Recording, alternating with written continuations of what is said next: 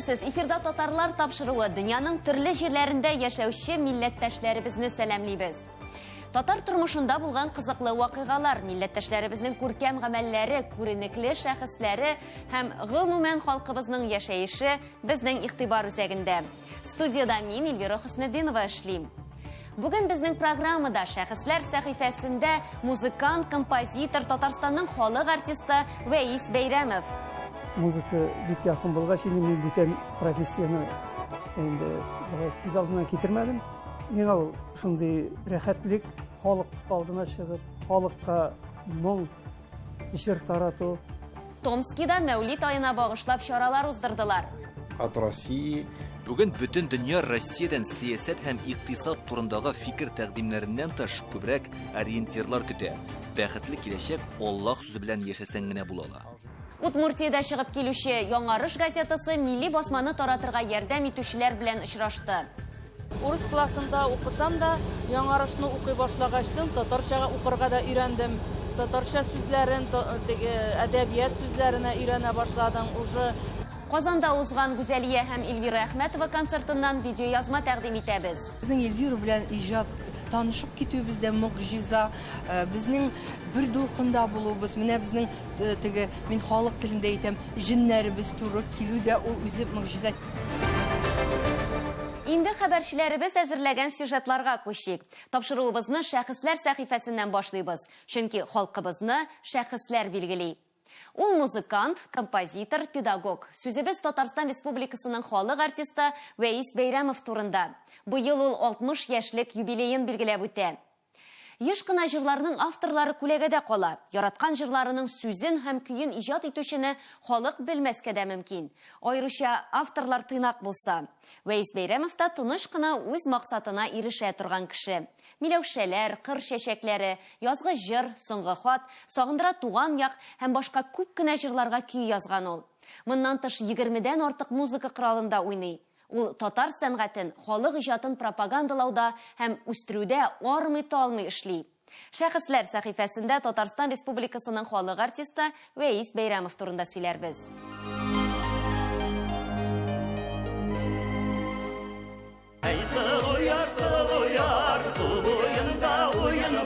Вәис Бәйрәмов көй язган җырларны кай вакыт халык җырлары дип уйлыйлар.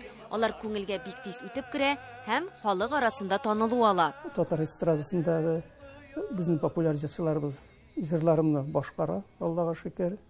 Ул теге җыр язып тормый, тыңланмыйча. Халыкка ишетелә, халык таный, халык Аллага шөкер.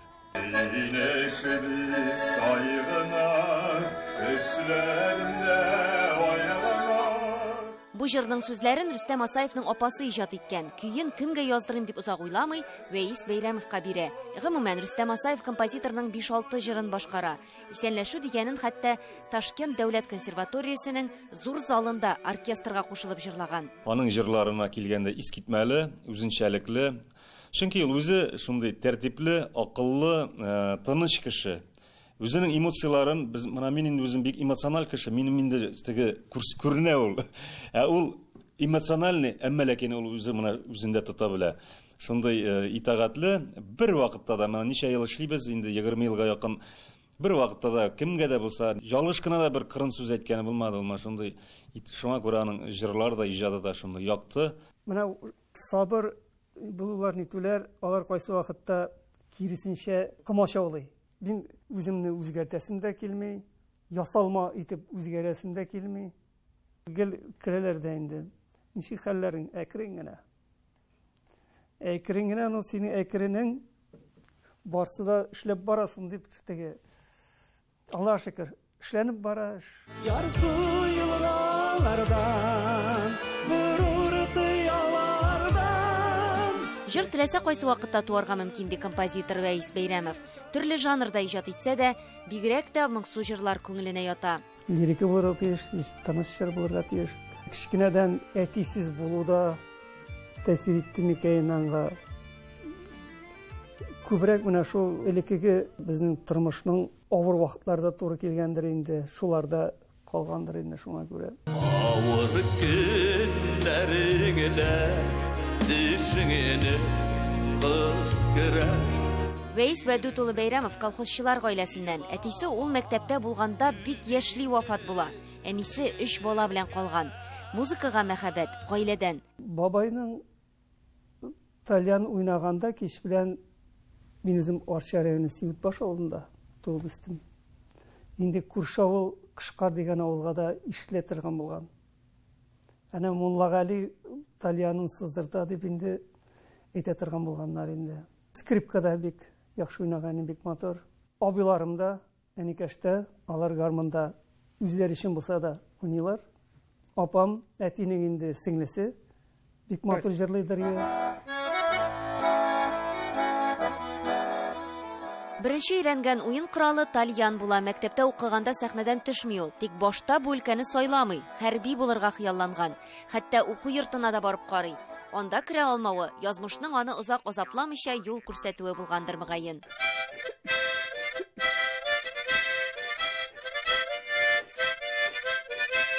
Баян, гармон, курай, сырнай, татар думбрасы, җәя кубыз, таш сыбызгы, авыз гармоны, хәтта махсус шешәләр һәм кашыкларда да уйный.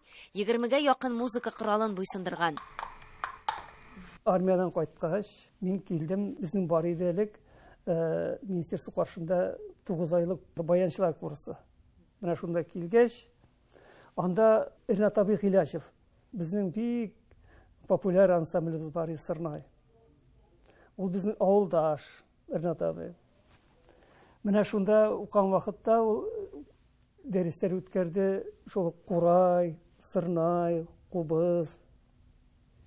Менә шуннан соң инде үзенең ансамблен чакыргач, мин анда эшли башлагач, инде шушы музыка укырайларында әкерне-бәкерне уйнарга өйрәнеп киттем. Вәйс Бәйрәмов Казан дәүләт педагогия институтының музыка факультетында укый. Аны тәмамлагач, башкаланың 21нче мәктәбендә укыта.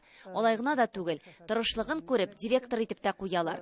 Аннан Казан филармониясенә килә. Мин инде 1999 елда шушы Казан шәһәр филармониясенә эшкә килдем.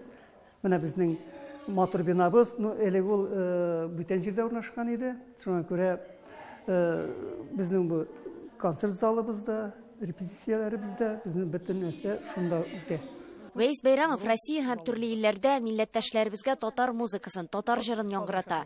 Айруча Себер якларында күп булырга туры килгән. Безнең белән күрешер алдыннан гына Екатеринбургта булып кайткан иде. Музыка бик якын булгач, инде мин бүтән профессияны инде булай күз алдына китермәдем. Миңа ул рәхәтлек, халык алдына чыгып, халыкка моң җыр тарату. Ул музыка дөньясында 40 елга якын. Иҗат кешесенә гел хәрәкәттә, гел үсештә булырга кирәк ди. Балаларны курайда уйнарга өйрәтә, аерым дәресләр бирә. Бер мәктәптә 5-7 сыйныфларда укыта башлаган. Үзең уйнаганда, үзең уйный алганда, үзең исән вакытта теге үзе безнең балаларыбызга шуларны күрсәтеп өйрәтәсе килә. Бер теләгән бар, фольклор ансамбль җыеп эшләп булмас микән дип. Инде өйрәнеп бетергәч, балалар аны җайлангач, шундый теләгем бар. Алла бирсә. Хатыны Гөлсем белән дә аларны татар җыры очраштыра. Сырнай ансамбленә йөргәндә танышалар. Хәзер инде 35 ел бергә. 2 ул тәрбияләп үстергәннәр. Буйлы кешеләрбез, ишестә хисләрбез. Олы уллары техник өлкәне сайласа, кече уллары әтисенең юлын дәвам иткән. Газиз Бәйрәмов Казан музыка көллиятен тәмамлап, хәзер Казан мәдәният институтында белем ала. Музыка миңа ничектер күбрәк ошый. Шуңа күрә мин шул юнәлешне сайладым.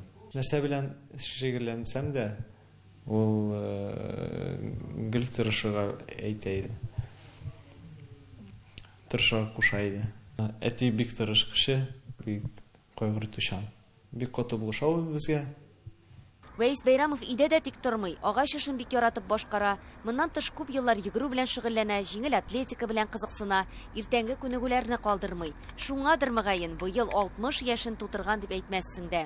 Әйтәләр бит инде кеше, балалар үстереп, үй салып, агач утыртып, менә шул барсы да эшләнде.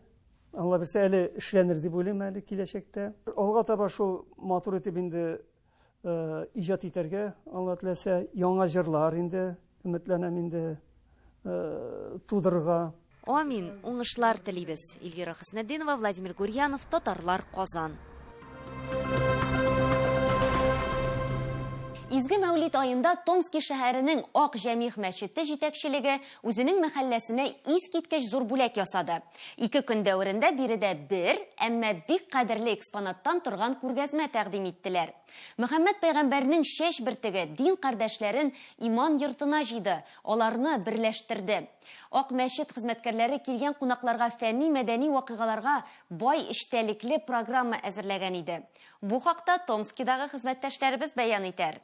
В рамках юбилея 100-летнего Ак Җәмигъ мәчетенең 110 еллыгын бәйрәм итү чарасына мөфти Альберт Кырганов биргә изге яткәрләр алып килгән. Бәйрәм чаралары иртән өлкә администрациясе бинасында башланды. Исламның традицион кыйммәтләре темасына багышланган түгәрәк өстәл узды. Анда хакимият, ислам дәүләтләре вәкилләре, төрле конфессияләр, галимнәр, Мәскәү һәм якындагы Сибир шәһәрләреннән килгән кунаклар катнашты. Мәскәү мөфтие тема буенча фикер алышуның мөмкинлеген булай билгеләде. От России предложение. Бүген бөтен дөнья Россиядән сиясәт һәм икътисад турындагы фикер тәкъдимнәреннән тыш күбрәк ориентирлар көтә. Бәхетле киләчәк Аллаһ сүзе белән яшәсәң генә була ала. Мөселманнар Аллаһ Тәгалә кушканча дин юлында яшәсен өчен Ак Җәмигъ мәчете хезмәткәрләре зур тырышлык куя. Мөгаен бу тырышлыкларны күреп, мәхәллә кешеләренең инде икенче тапкыр аерым рәхмәт хисе тою мөмкинлеге булгандыр. Алар исламның изге религияларын кабат күрде. У верующих мусульман Бу яткәр ярдәмендә мөселманнарның пәйгамбәребезгә карата мәхәббәте җанлана. Алар аның холкы, үз-үзен тотышы, мөселман булмаганнарга карата мөнәсәбәте турында белергә тырыша. Шулай туры килде. Бер көн эчендә мөселманнар 4 бәйрәмне билгеләп үттеләр. Мәчетнең 110 еллыгы изге Араби авал мәхәббәт пәйгамбәр туган айга туры килде. Җомга көне иде. Һәм әлбәттә яткәр белән очрашу мөмкинлеге. Это ни с чем не сравнится. Бүген Мөхәммәд саллаллаху галейхи ва салламның яткәрі бирде. Бу бик мөһим көн.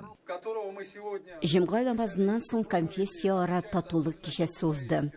Я с вами уже 28 лет. Менә инде 28 ел мин бу мәчетне җитәклим. Мин әле сезнең белән эшләрмен дип ышанам. Гаилә елында сәхнәдә гомер буе гаиләсенә булган мәхәббәтен кадерләп яшәгәннәрне хөрмәтләделәр. Аларның татар фамилияләре вәкилләре булуы сөендерә. Реально можно удивить. А какое у него качество самое лучшее? У него прекрасный характер. Он никогда не обижает меня. Залог семейного счастья в чем? Ну, наверное, в труде. Нәҗия апа Ак мәчеткә әле ул спич фабрика булган чакта йөри башлаган. Белә идек, аның Аллаһ йорты икәнен ди ул. Аның эчке кесәсендә инде рухи артефакт булып калган китап. И выпустил это. Бу китап күп еллар элек Украинада басылып чыккан. Бу салаватлар җыентыгы. Татары. Кичәдә иң бәхетлеләр кем икәнен ачыкладылар. Умырга путевка уйнатылды. Вот один номерочек вытащите и сразу мне передайте. 0679. Есть. Мархаба, добро пожаловать. Һәм менә ниһаять бәйрәмгә килүчеләрне барысына да зур рухи бәхет мизгеле килеп җитте. Руханилар яткәрне тын да алмыйча алып кереп, алдан әзерләнгән урынга куйды. Мухаммадин набил умми ва аля С великим праздником. Томскилар яткәрнең килүенә шатланырга тиеш. Мин бик шатланам, бик горурланам да. Томскидан Елена Софьевна Анатолий Шустов, Татарлар. Сез татарлар тапшыруын карыйсыз. Программабызның икенче өлешендә. Удмуртиядә чыгып килүче Яңарыш газетасы милли басманы таратырга ярдәм итүчеләр белән очрашты. Урыс классында укысам да, Яңарышны укый башлагачтын татарчага укырга да өйрәндем.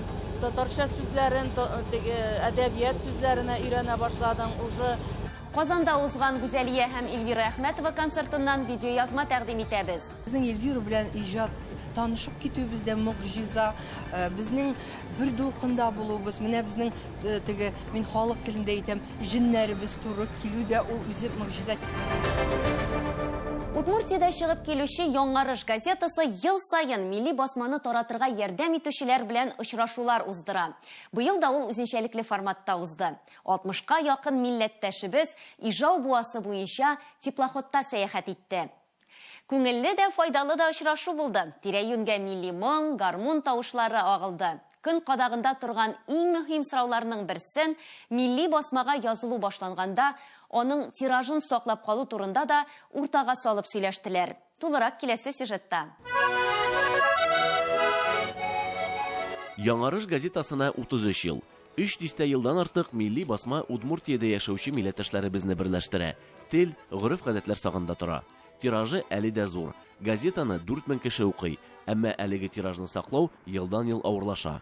Газетага яздыру ул бүгенге көндә зур мәсьәлә булып тора. Чөнки беренчедән газетаны татар телендә укый торган буын безнең өлкәнәеп бара, ә яшьләр газета укудан инде бизгәннәр, читләшкәннәр дип әйтергә кирәк.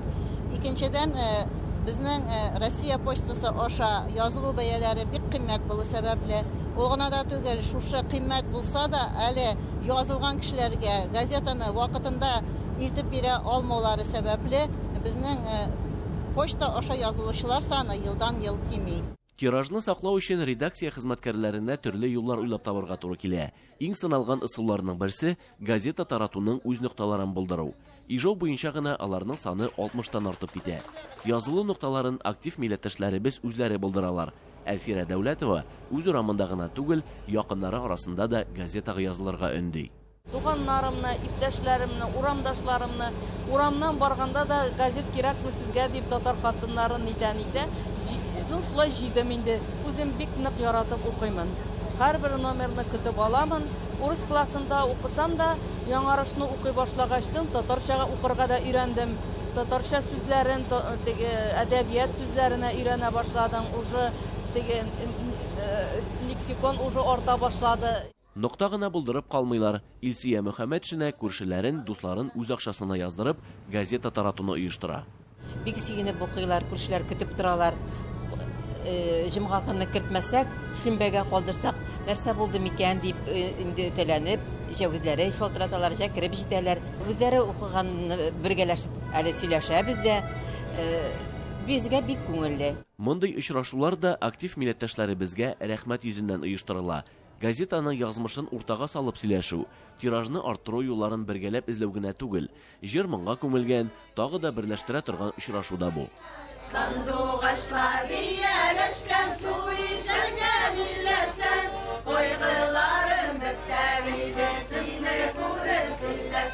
Татарлар булган җирдә һәр вакыт татарлар булып калырбыз. Татар телен онытмаек, татар телендә җырлаек. Һәр вакыт дус булып, тату булып, шушы Яңарыш газетен алыгыз иптәшләр. Очрашуда газетаның даими хәбәрчеләре дә катнашты. Роза Фәхретдинова Яңарышны 1995 елдан башлап яздыра. Өендә дистәләгән еллар дәвамында архивта туплана ди ул. Буш кул белән килмәгән, кунакларга үз шигырен дә бүләк итте. Күзне моңсу дисәләр дә, күпме матурлыгында, нинди төсле яфраклар юк, күз төшерсәң урамга. Бер дә күңелсез түгелләр, бизи алар дөньяны. Мизгел булып үтәр көздә, калырбыз сизми аны. Яңарышның шундый дуслары, ярдәмчеләре шәһәрнең һәр районында бар. Тарату нокталары шулай ук Сарапул шәһәрендә, Кече Пурга һәм Удмуртиягә терәлеп торган Әгерҗи районында да оештырылган. Ижаудан Назир Нуманов, Эльвира Вахитова, Татарлар. Татарстанның мәдәни тормышында истә калырлык вакыйгалар булып тора. Шуларның берсе бу ялларда Сәйдәш мәдәният йортында узган иҗади кичә. Танылган композитор Гүзәлия һәм шагыйрь Эльвира Әхмәтова тандымы «Тормыш мөгъҗиза» дигән концерт тәкъдим итте. Чарада татар һәм башкорт эстрадасының күренекле артистлары бергәләп чыгыш ясады. Айнур Җамалетдинов сюжетын карыйк. Кичә башланганчы залда шигырь китаплары сатыла. Дуслар, танышлар арасында җылы аралашу. Кунаклар арасында Эльвира Әхмәтованың якташлары да бар. Без Әгерҗи шәһәреннән килдек, Әгерҗи районыннан килдек. Безнең чөнки Эльвира ханымның беренче туган җире. Без аның алабыга күчүенә карамастан үзебезнең якташыбыз итеп хис итәбез, бик яратабыз аны. И үзе дә безгә карата бик хөрмәт белән карый. Менә бүген 40-тан артык кешене чакырды үзенең иҗат кичәсенә. Алар йөзләгән хитлар авторы. Һәм бүген Айваз синең белән татар эстрадасының иң көчле тандемының иҗат кичәсен алып барабыз дип әйтә алам. Субханалла, кемнәр алып бара дигәнгә җавап Татарстанның атказанган артисты Гөлназ Сафарова.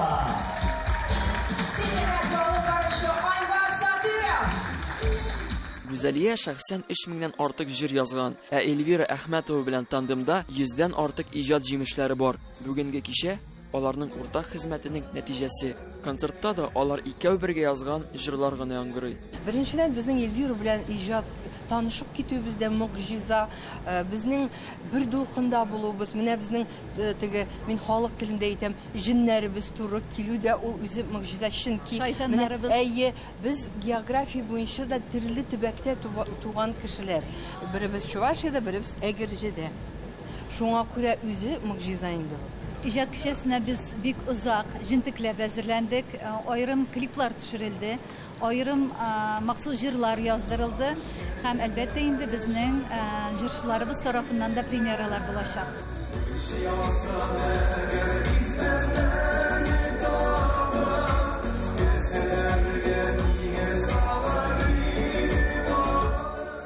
Güzeliye bile benim jırlarım çaktı. 4-5 jırdır.